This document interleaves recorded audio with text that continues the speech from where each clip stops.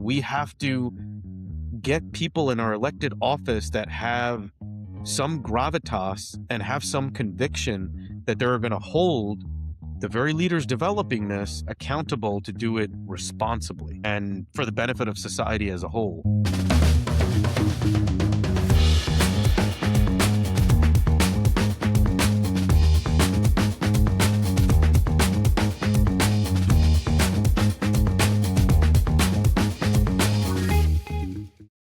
All right. Super excited to record another episode of our Real Philosophy. The movie for this episode is The Thinking Game. Chirag and I both got a chance to watch this movie and were blown away by it. And it raised so many themes and topics that are very relevant to conversations we have on the pod. And so that's what we're going to be teeing up today and talking about this movie. Give you a little bit of framing. It's a documentary style movie. It's by Greg Coase. It was over 5 years this movie was filmed, getting a look at Google DeepMind, and specifically Demis Hassabis, who's the founder of DeepMind. And it goes into basically his origin story, where he came from this being a chess prodigy to the founder and leader of Google's DeepMind, and all the way to the point of winning a Nobel Prize for solving this super complex scientific challenge or problem of being able to predict protein folding. And so that's the high level overview of the movie. And then within this episode, Chirag and I are going to tackle some of the topics that we thought the film did a great job of bringing up. And one of the ones that we'll start with is about what is the sort of inherent biases that power brings into technology, and how does the allocation of power, or sort of the concept of power, impact technology being truly neutral. And none is more relevant, obviously, when we get into the world of AI and how it is humans that are in fact developing, coding, and introducing biases into this sort of rational thinking, artificial intelligence technology. What are the parameters, or what are the dimensions that we should be thoughtful about as this gets shaped out? So, Chirag, anything you'd add? No, I think that's great. I think just a ton to talk about with this one. I mean, I could go for an hour just on the AI stuff, but I think there's some like much deeper themes that I think we both want to touch on. So we're gonna dig into that. But yeah, no, I think great movie. Just a lot to think about. It opens up a lot of questions and just really rich fodder for us to dig into for sure. Yeah. I'll tell you, like, I think even before the movie, I've been so interested to understand more about the executives, the leaders of the the large language model tools that we use, and obviously Sam Altman, Dario Amodei, and Elon Musk with Grok, and Zuck with Lambda, and what he's doing with Facebook. Honestly, before I watched this movie, I did not know a lot about Demis Hassabis at all. Like, I Yeah, barely had, same. could connect, right? Like, his name was associated with Google DeepMind, and we had heard about Google DeepMind, but you don't think of Demis when you are using Gemini as like, okay, he's the guy that, is behind powering Gemini. But I tell you, like, I was so blown away by him, and he's become my favorite sort of, executive leader of our latest solutions out in the market. And I don't know, that this film made me even feel more convinced that the way that these CEOs of these companies view the world is going to have a direct correlation and a direct impact into the tools of theirs that we use. And it makes me a bit cautious about the CEOs that I think are either being too aggressive. It also makes me wonder, what are the trade-offs that an executive that is making to sort of slow down, to try to get it right? What is the right balance there between speed and accuracy and quality and safety?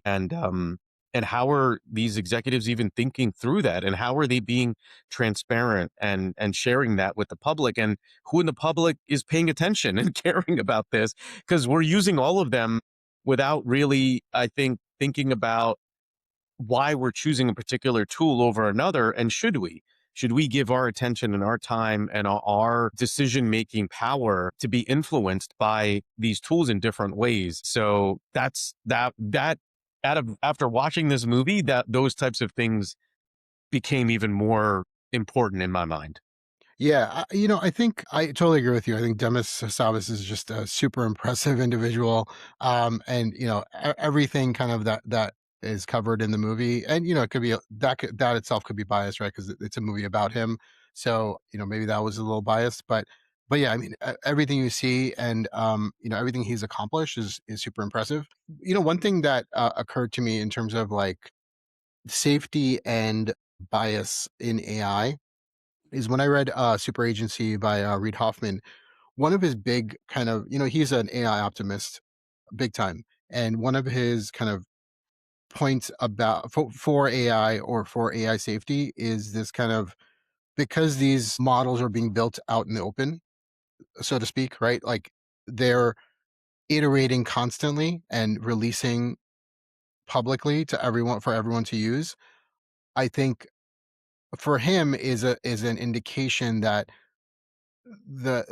these models or the companies will self-correct. Like everything goes too wrong, the public will notice. And I think we saw this with Grok, right? Recently, with XAI and Grok, where they got to huge, they got a lot of public scrutiny about Grok, generating uh, inappropriate images of women and even underage, girls. And they got a lot of backlash from that, and they had to change their model to limit that and put some guardrails. I mean, Elon Musk is very famously, anti guardrails when it comes to AI, but because of the public outcry, they had to do that. So that does give me some hope, because yeah, this AI in the wrong hands, I think could go very wrong. And it does bring up the question of, who knows what development is happening in other countries and how advanced they are, right? And we just don't know what it's going to be used for. I mean, we're already seeing it being used in military applications. Claude was recently, or Anthropic's technology was recently used in the raid in Venezuela with Maduro, and they had an issue with that. So, how it shakes out, it remains to be seen, but yeah, it gives me a little bit of hope, and people like Demis give me some hope because I think he is very much an AI optimist, and I think he has kind of the right outlook on what AI can do because he's much more focused on like the medical applications and how it can help society versus all the kind of bad paths we can go down. I don't know that I really I don't know that I agree with Reid Hoffman's take in Super Agency because like I don't think that leaving it up to the masses to correct or to be capable enough to say this is not going in the right direction early enough and soon enough is a great strategy. I think when we look at the way we establish theorems and hypotheses and truths and facts within the scientific community that progress, let's say, the identification of systems and sciences that we continue to build off of that allow us to discover drugs, come up with faster technologies to run AI models, you leave it up to other experts to challenge and find holes in the thesis of whatever it is, whatever claim a scientist is making. We don't leave a claim open to the masses to figure out, well, this doesn't make sense. I think what that risks is the kid in the back of the classroom who doesn't have an education to share their opinion on something that they don't really have the background or education or the expertise to even have an opinion about. And so I don't know what the right answer is. I get the positive sides of just being open and being transparent. I of course support that, but I think we need experts that are predicting or not even predict, but are like able to find the patterns before they become dangerous, right? It's a little late once it's out in the masses Mhm. and everybody's addicted to Yeah. social media is maybe that's a great example, right? Like, well, we're transparent about social media and sure it's addictive, but you know, we're going to let we're going to let society regulate and correct this. Well, that didn't work out so well, did it? So I feel like that if social media is not a sort of, you know, cautionary tale of just throwing things out to the masses and letting the masses course correct, that takes too long. You need experts that are doing this sooner before it reaches the masses. Yeah, no, I think that's a totally fair criticism, and I think my hope is, and I think this is happening, that there is some kind of peer review happening amongst the labs, if I'm not mistaken. I think that there is some kind of, they do submit papers to scientific uh for scientific review, and I think they are reviewed by their peers. So I don't know how much that happens, or if it happens to the extent that it happens with other fields, because it is technology and there is revenue tied to it in terms of, like, these are all, you know, profit seeking companies who have just tons of investment. So, the trade secrets are there, all the kind of corporate espionage is happening. We know, like that, people are being poached from one company to another with, huge pay packages.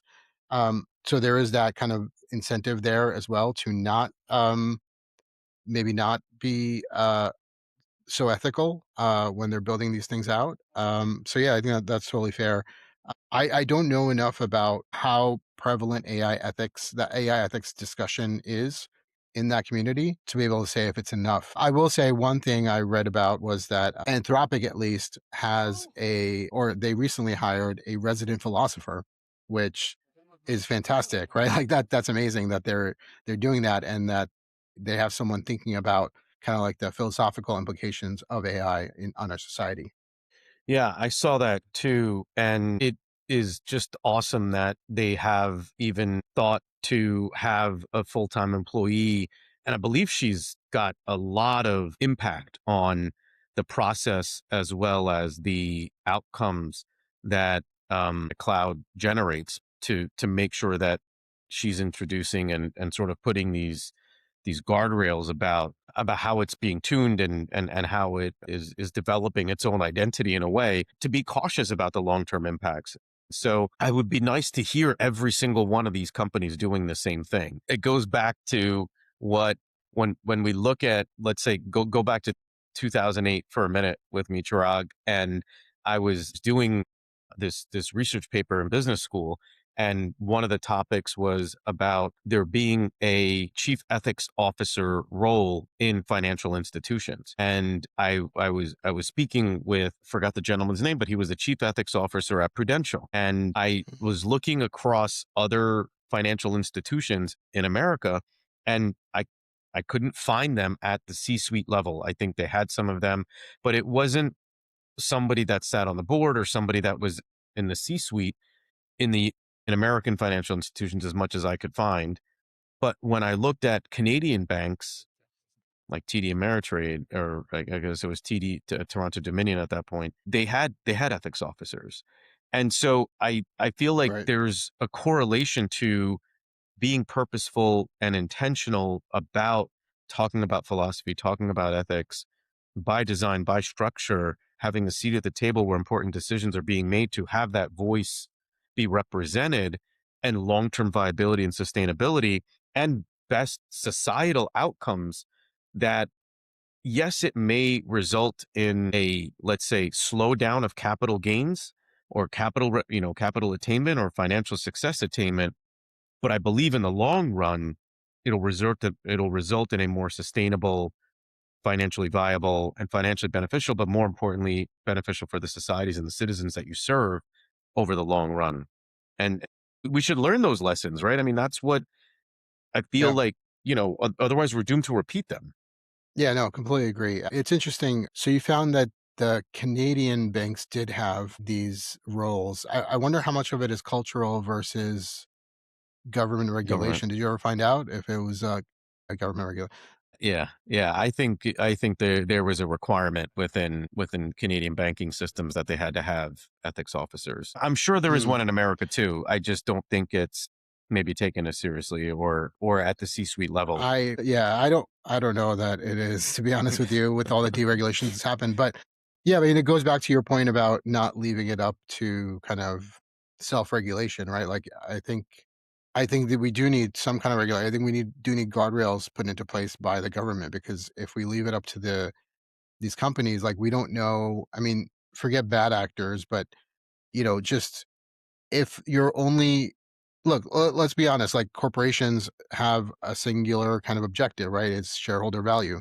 Like that's the whole point of a corporation is to deliver shareholder value. So if you don't have that kind of projected onto them, the regulation or the requirements to be ethical, it's probably, and a lot of times it's just not going to happen, right? So that's up to us as a society to decide and to put those in place. I just don't know if there's a political will for it, but I think we should have it. I don't know. And I think we need to do it before it's too late. Before uh, there's going to be a tipping point, right? Like Mhm.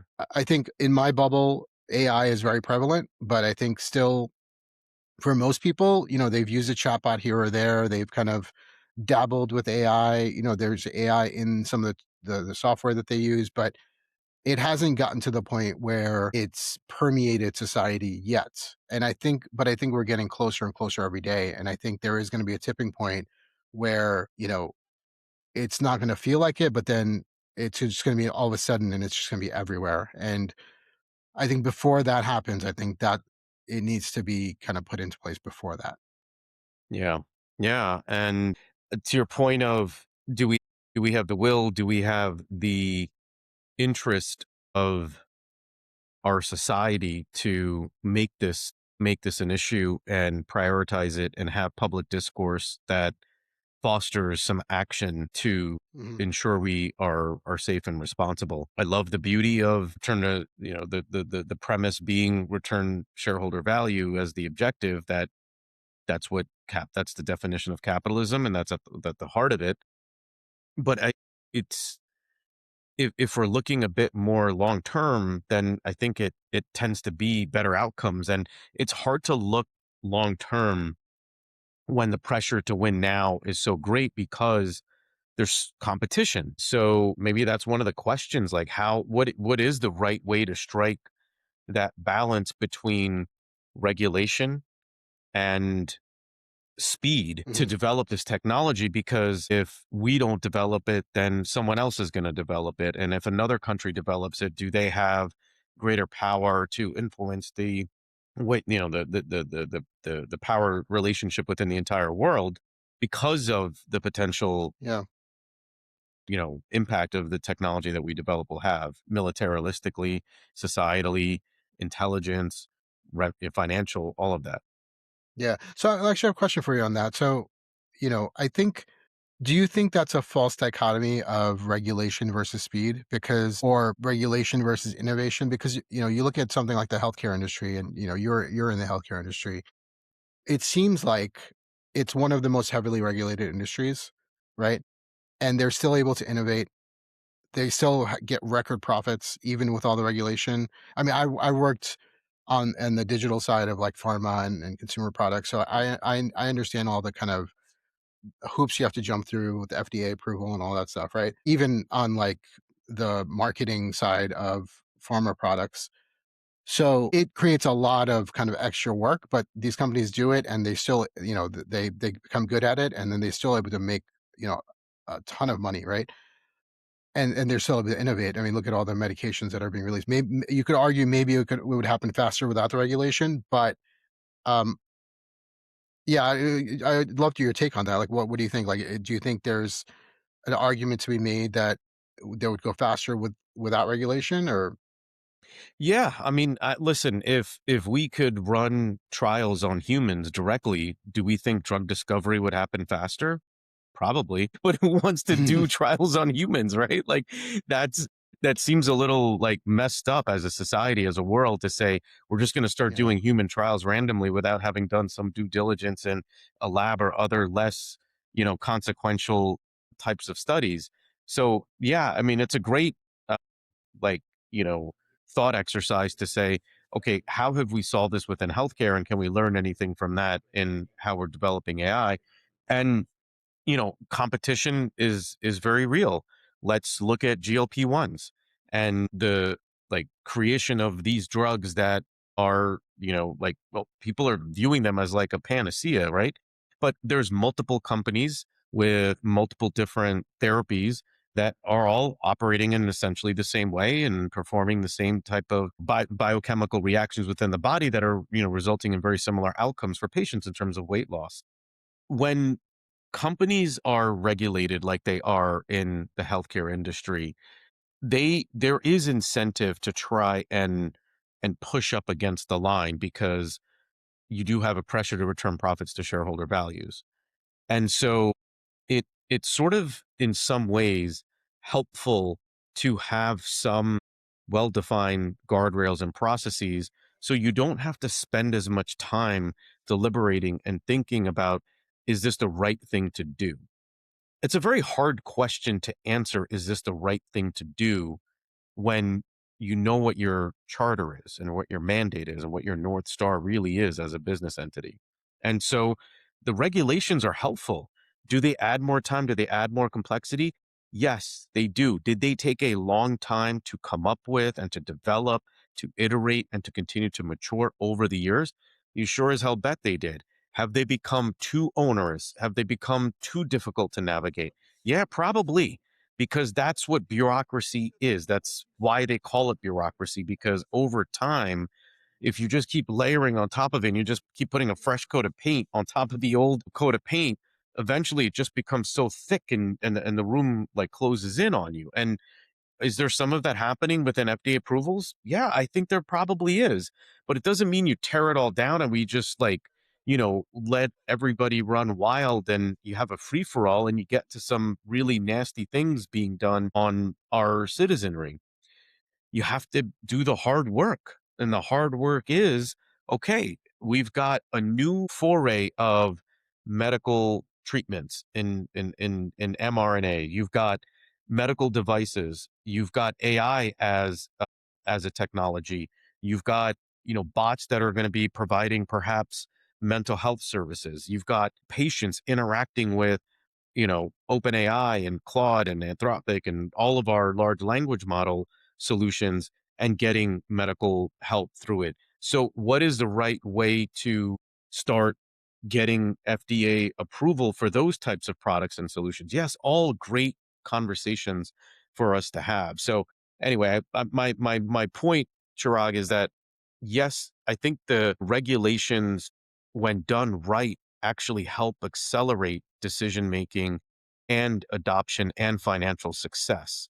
I think that's the key, is that we have to get the regulations right, thoughtful, logical, practical, to protect the citizens, protect the companies as well for long-term success, and not nerf the benefits that capitalism gives us to create new products and new therapies for diseases that save lives. And that's an engine that you want healthy and working. And that's where you have to find that the right way to regulate. I don't think that they were anti. I think they just want useful, good, practical ones. Yeah, no, for sure. I don't know, man. I just don't know if our government is smart enough and technologically proficient enough to be able to regulate this as fast as it's happening. I think that's going to be the big problem, right? We need, like, I mean, look, okay, fine. Like, we need people in our government that are like us, that are more representative of the diversity of our populace than we currently have. We have what I feel are polarizing figures in our government, and we need more practical, pragmatic leaders in our government. And that will happen. I believe it will happen.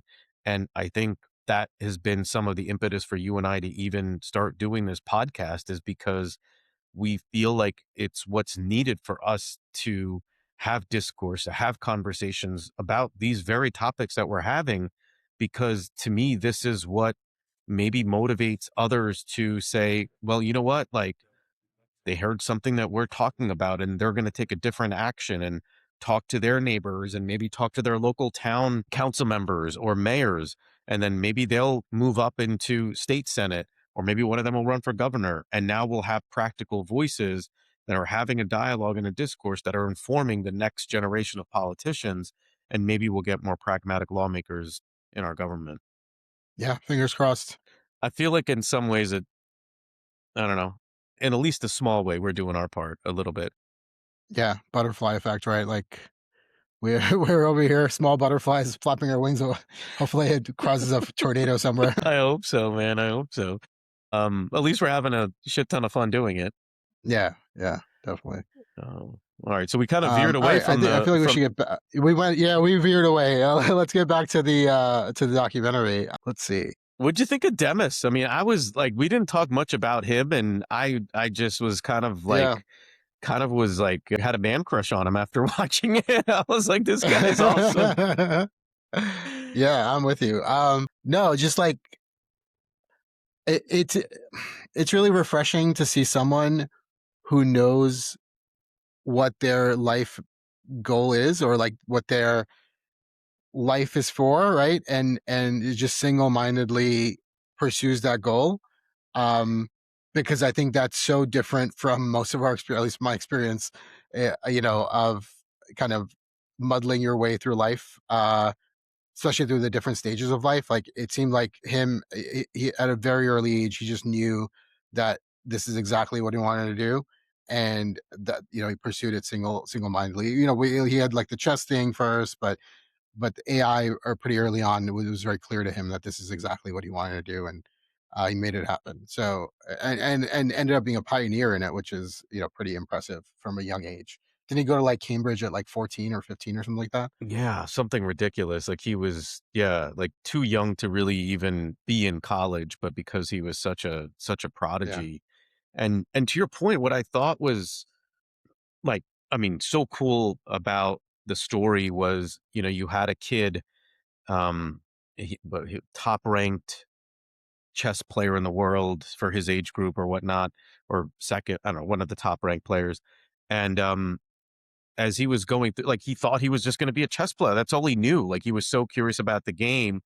And then during that journey, he like had his calling of what, basically saying like, what are the limits of human thinking, right? Like he basically, the seed was planted in his head. And then eventually that seed gave him his purpose, which is he wants to create artificial general intelligence. That's his life's mission, and he wants to be, and he calls it solving intelligence. But basically that, like, to your point, like there is something beautiful about an individual who identified and living his life with a purpose to achieve a goal. And it's a highly capable individual that could probably do whatever the hell he wanted to do given his like level of intelligence and then resources and all of that that come your way with that level of intelligence. And like he could be evil too. That's how smart he is. Like he could use Yeah. that Yeah. power all for like selfish personal gains. But he wants to solve intelligence, which is just an insane thing to even say. Yeah, I mean, I thought it was great that they had so much access to him throughout this whole process. That was really cool. But I will say, going back to he could be evil. I think he demonstrated the opposite of that, and I thought it was such a badass moment in the movie where, he's kind of debating with his team on like different proteins that could be folded, and like we should try these next and try these next, and he just goes like, how long would it take to solve all of them? And they're just like, it'll take a few months. And he's like, just fucking solve all of them. Like, like I was like, holy shit. Like, so freaking badass. Dude, and then so as Eh, badass as that was, then they freaking solve it. And then they're like, so what should Yeah, we do with this? Like, how should we monetize? Like, what's the financial? How are we going to price this? And he's like, no, yeah. just give it away. Just give it away. I Mhm. mean, the guy solves one of the most complex challenges. Sorry. And, you could make a whole, I mean, whatever, how much money you could make, Mhm. open Yeah. sources it and say, it'll just create so much, goodwill. Like, it's going to solve diseases. Like, just put it out there. It blew my mind. Unreal. Yeah. I thought it was a really cool moment. And that's how that's how you kind of look at this guy. And it's like, you fall in love with a guy like that. I mean, you're looking for the chink in his armor. And I'm sure there are. I mean, we're all flawed human beings, but when you look at the Sure. options available to him with what to do with his time and what missions and problems to solve, missions to take and problems to solve, I mean, well deserved Nobel Prize in chemistry for figuring this thing out. And it's a really beautiful moment in the movie, the way that they show it when the team solves it and just like how the judges that have been, reviewing submissions every year to give an award to those teams that provide the most accurate, solutions to these different proteins, and just the judges of how blown away they are that this is essentially being solved by AI. Um, yeah, I mean, what do they call it? AlphaFold, right? AlphaFold. Yeah, you kind of gives you a flavor for just how impressive of a feat this was because I didn't know what the hell protein folding was until I watched this movie. Same. Yeah. Wait, aren't you a chemical engineer? Yeah, I am. I'm a chemical engineer and I never studied protein folding in my life. And so, yeah, it was We'll pretty just say wild, it was man. after you got your degree. We'll just say Yeah, it was after you that's right. got your degrees. It's all the new stuff. I got a finance degree now. I left all the chemical engineering stuff behind, and I'm a pure-blooded capitalist now. Oh my There you gosh. go. But yeah, that whole journey of it started out with was it AlphaGo or was something before that? Yeah, I think it was AlphaGo. I think it was AlphaGo. Yeah, AlphaGo was the first one, and like that was already such a complex and difficult challenge to solve, right? To solve that game, which is like this ancient Chinese game with I don't know how many billions of different combinations, and they were able to solve that and beat the best in the world. And then moving on to StarCraft, right? Alpha Didn't Zero. And then they had Yeah, StarCraft, StarCraft. remember? That was another one. And that Yeah, one I yeah, could relate to that's because right. I played StarCraft in college at engineering school with my fellow engineering nerd. And they had like what, like the world champion, and I think they lost, right? Like their their Yep. their their solution lost to like the world Initially, champion right. initially, and then they came back and beat him. Yeah. Yeah, I thought it was an interesting when they moved from AlphaGo to AlphaZero. I think the reason it was called AlphaZero is because they basically taught it chess, or they taught it the basic rules of chess, but not any strategy or anything, and it kind of figured out all the strategies on its own because I think that was what they're trying to get at. Because if you're trying to go for general intelligence, it's like you have to be given like a construct and then figure shit out as you go, which is what a human would do, right? Like it's like, okay, here's if you start a job, like here's a link to our intranet, here's some docs that you can get you started, but then figure everything out on your own, right? And that's kind of like what they were trying to get at is like a general intelligence. And that's what they got with Alpha Zero is like just through repetition and it just learned on its own what the best strategies were for chess and it became, you know, super good at chess, which is pretty cool. And then I think that was the basis of technology, which then went to AlphaFold.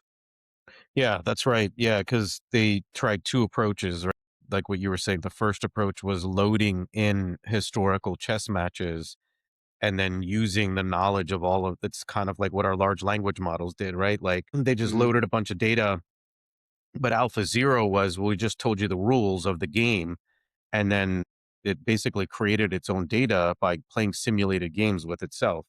So it had no other prior knowledge of any game outcomes other than the rules and all of the data generated. And I don't like what would have been interesting is just how much energy and time each of the models took, what the cost was to use, let's call it like what you said, like the deterministic model of just looking at historical results versus the cost of running Alpha Zero for all those iterations for it to generate enough insights for it to master its own approach to playing the game that it could then beat some of the best players in the world. But it we I think in a while ago, you and I talked about like the data's date, like, we have, of course, like, synthetic data being generated now at a just kind of at a crazy clip because I think, we only have so much data that we can feed into the systems and now the systems themselves as they're iterating and playing. And I wonder how much of this is happening within all of the LLM products that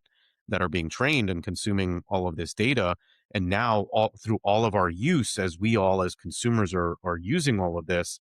I know they have all their disclaimers of, well, we don't use your data and blah blah blah and it's all secure. But sure as shit, this is all helping these models get trained.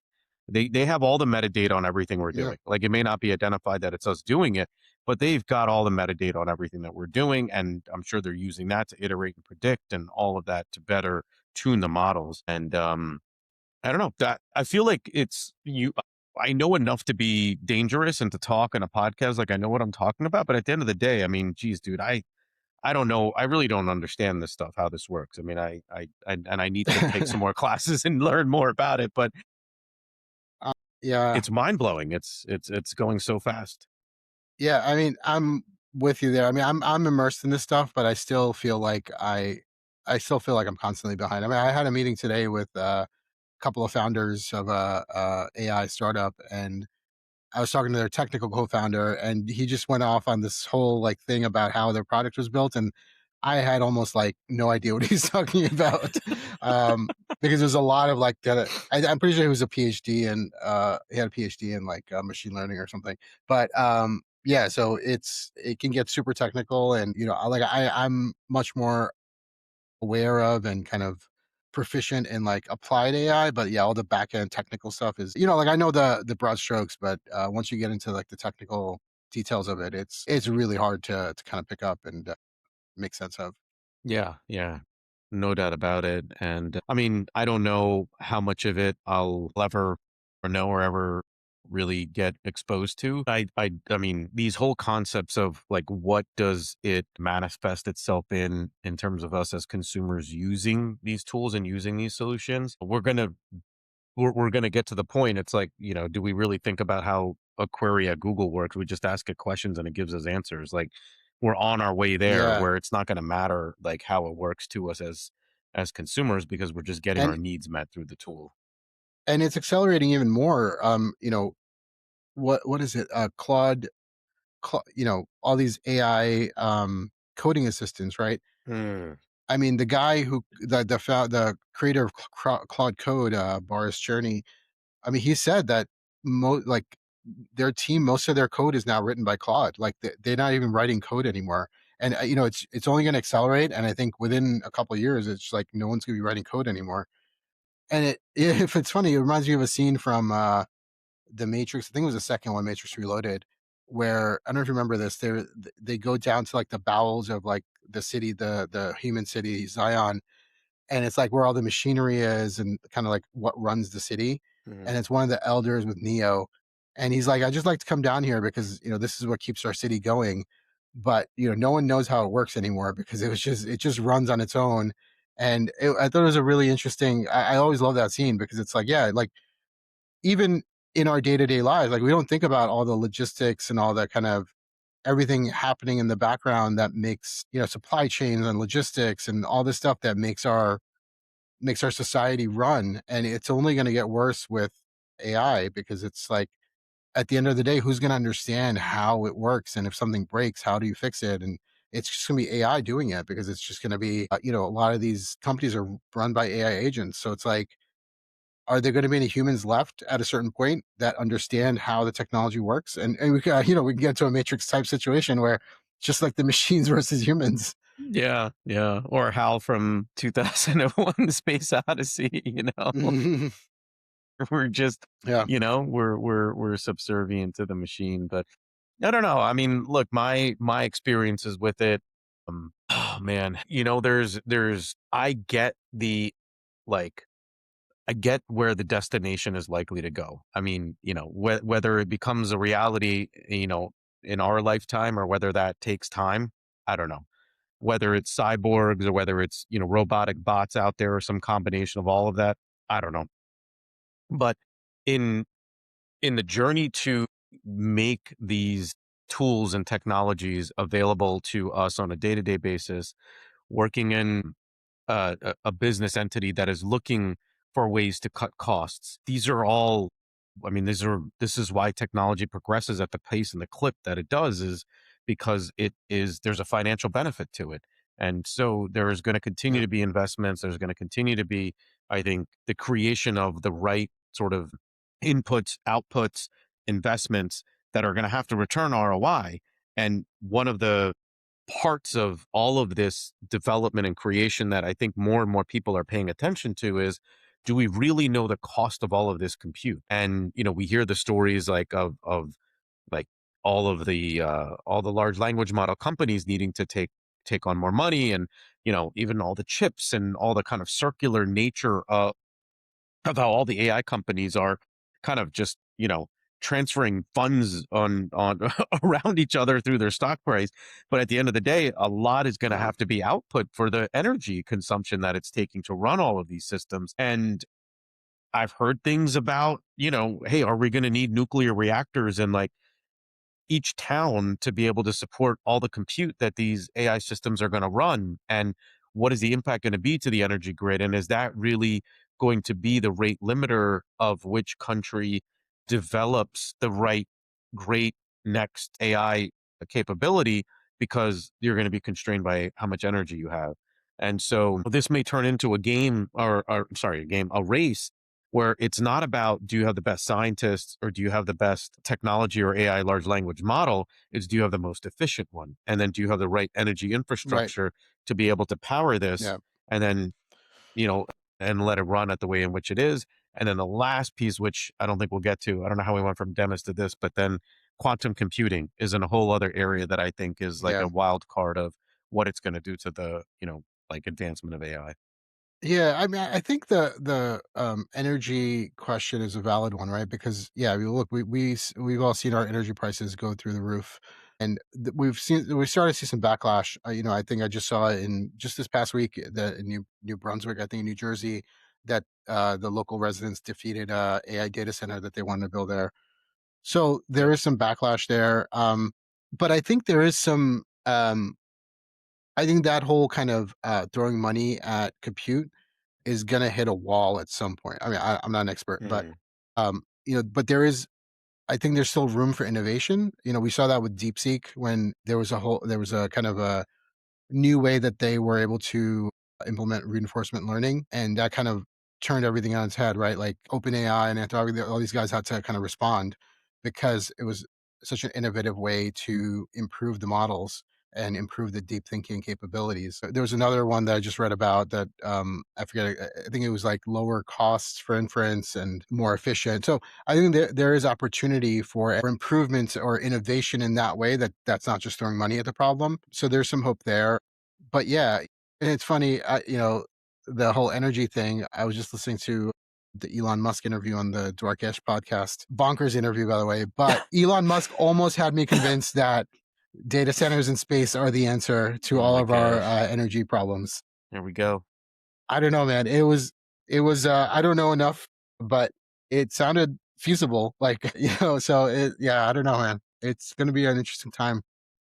So it He thinks we're going to have data centers in space in like 18 months or like 36 months or something like that, listen, I don't which is trust any nuts. listen, as a owner of a Tesla, I'm kind of done with any of his freaking hyperbole, dude. Like, I bought the self-driving package. I haven't like Yeah. when I bought it, he was like 18 months self-driving, full self-driving, gonna Yeah. be out That's there. right. Like, dude, you haven't given me any meaningful release in like 3 years. Like nothing, Yeah. right? It's So been like I 10 years since he started promising self drive. Yeah. Yeah, like, okay. And the whole Mars thing we know was bullshit. Like, the scientists have all come out and already disproven that there is no like, practical way for us to inhabit Mars. And we'll find, okay, yes, okay, Elon, we know you're a marketing genius and this is all marketing bullshit. But what I will say, and I think this goes back to some of the themes that you've raised, and really the one of the really interesting lines from the movie and was humanity is getting worse at coordination rather than better. And I can't help but go Yeah. back to I think one of the videos that went pretty viral recently at the India AI Summit where you had Sam Altman and Dario Amodei next to each other. And when Modi raised the hands of like all the tech leaders that were on the stage, when Altman and Amodei were next to each other and they refused to hold hands, right? And did you Yeah. see this? Yeah. Yep. Yeah, you saw this, right? Oh, yeah. Yeah. Yeah, and so you're like, Yep. okay, there to your earlier point, like there's fundamental problems that all the companies in this space are facing, i.e., the energy, safety, guardrails, all of that, right? The impact to society. What do we really want? I mean, when you talk about, how important on let's say all of those dimensions, we need these capitalistic leaders to be aligned on and to be coordinated on. And the stakes are so high the expectation that they are going to coordinate out of the goodness of their hearts for the benefit of society and civilization is so naive, it's irresponsible for us. And so the call to action has to be, we have to force it. We have to get people in our elected office that have some gravitas and have some conviction that they're going to hold the very leaders developing this accountable to do it responsibly and for the benefit of society as a whole, not just in the near term, but in the long run as well. That we think through the systems that are going to be broken as a result of AI technology, and then we try to solve for that. And I was having this I was having this thought this past weekend in a conversation that I had with some friends. And and we look at what happened to America over, let's say, we had the Industrial Revolution, you had automobile manufacturing, you had cities sprouting up, and you had great jobs and factory workers, and you had such a really a phenomenal middle class over that period that then continued to lead to great wealth and equity and a great life for a large percentage of Americans. Okay, not all, but you know, good healthy middle class Yeah. means you have a good, you have a good citizenry. They're happy. And as technology evolved, as computer science jobs evolved, as, automation introduced into factories and those jobs started to go away, those towns really struggled. And I think we've created um, a large percentage of our population now that don't believe in upward mobility, that they don't believe they have the social contract of hard work, get educated, get a good job. I'm going to have a good life. I'm going to join the middle class and be able to like watch football and have drinks and watch sports and talk to my friends and have good meals and blah, blah, blah. And so as Right. we see this happen already unfold, like if this already happened and unfold, like we see it, like we're living this right now, right?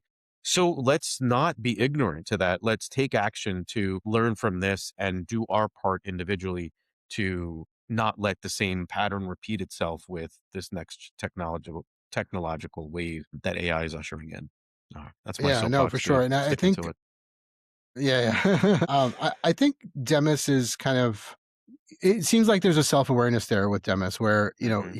he's aware of the kind of implications of this technology on society, right? I mean, there was a clear kind of parallel with the Manhattan Project in the movie.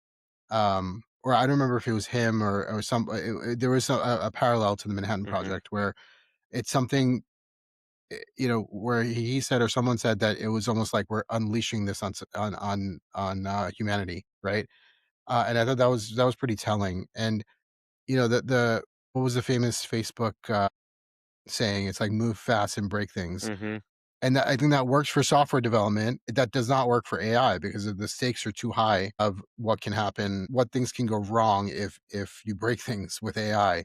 So I don't think that can apply here. So I think he's well aware of it. I think people like Mustafa Suleiman, uh, who's like very kind of guardrails, safe AI. There are people in the industry who are very aligned with the kind of ethics of it, but I don't know if there's enough of them. I think that's a problem, and I think and we're starting to see some backlash. I mentioned the data center thing, and people are very much against these data centers and all these energy prices going up.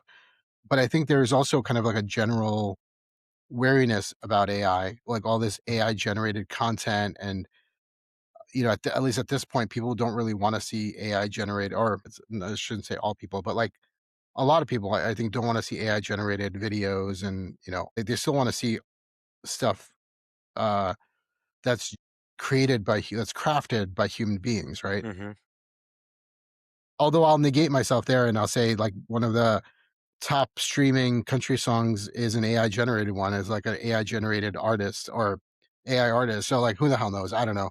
But I would think most people or a good majority of people still want to see art that's crafted by humans, and this kind of AI slop that we're seeing um, pervading our eyeballs is offensive to a lot of people. So, there's some hope there, but there's also the kind of fear that it could become so kind of what's the Overton window could change so much that Mm. people just kind of accept it and that it's just part of our life now, and that I have a fear of that as well. So I don't know.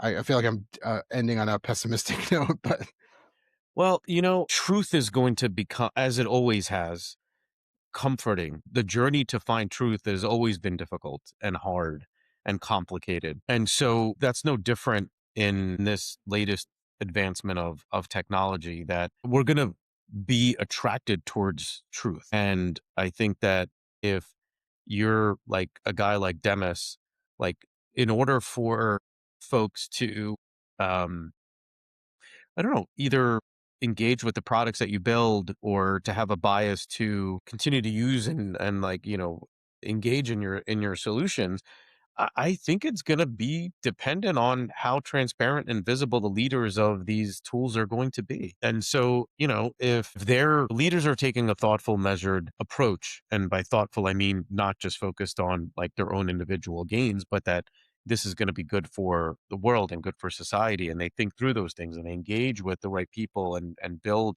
the right sort of framework that they're not ashamed to share with the world, then I think, like, I would rather engage with those. Like, I've honestly started using Gemini more, like, as a result of this documentary. Like more I've been a bigger fan of Google, right? Like, I have. I mm, mean, it had an impact on me, and I keep thinking about why, and is it really just this like one person? Uh, but yeah, I mean, like, I got enamored with ChatGPT because it was one of the first that I played with. I love Claude yep, because I think it's the best quality. I like its answers. I love that they have like an ethics officer, philosophy leader, kind of helping to tune and review like the personality essentially of Claude. Um, and now I like Demis a lot based off of, how he just, you know, open sourced this amazing technology that he develops. So here's the quote, because I know we do quotes, right? Do you have one, or you want me to go? no, no, go for it, man. All right. I don't know who said this, but I have this one on this truth one. So the truth is rarely pure and never simple. And I think Mm, that that was my last little monologue, was on that simple point. That's all I got, man. that's a good one. I like that. Yeah.